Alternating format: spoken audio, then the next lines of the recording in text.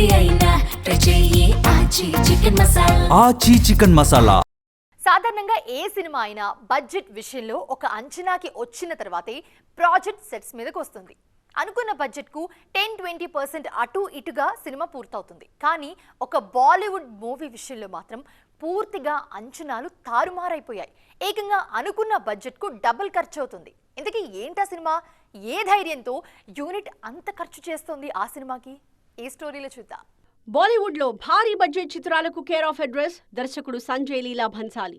Romantic drama అయినా, historical movie అయినా, biopic అయినా భన్సాలి మూవీ అంటే భారీ సెట్లు, అంతకు మించిన బడ్జెట్లు గ్యారంటీ.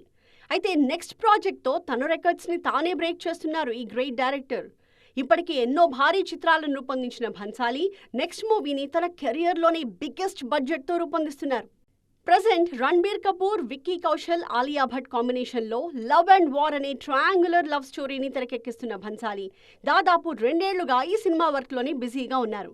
అయితే ముందు 250 కోట్ల బడ్జెట్తో ప్లాన్ చేసిన ఈ సినిమాకి ఇప్పటికే 425 కోట్లకు పైగా ఖర్చు చేశారట మేకర్స్. బడ్జెట్ ఇంత పెరిగినా భన్సాలి మాత్రం సినిమా విషయంలో ఫుల్ కాన్ఫిడెంట్గా ఉన్నారన్న టాక్ వినిపిస్తోంది. సూపర్ ఫామ్లో ఉన్న రణబీర్ కపూర్, విక్కీ కౌశల్ హీరోలుగా నటిస్తూ ఉండడం, బ్రహ్మాస్త్ర తర్వాత రణబీర్, ఆలియా స్క్రీన్ షేర్ చేసుకుంటూ ఉండడంతో ఈ సినిమా మీద భారీ అంచనాలే ఉన్నాయి.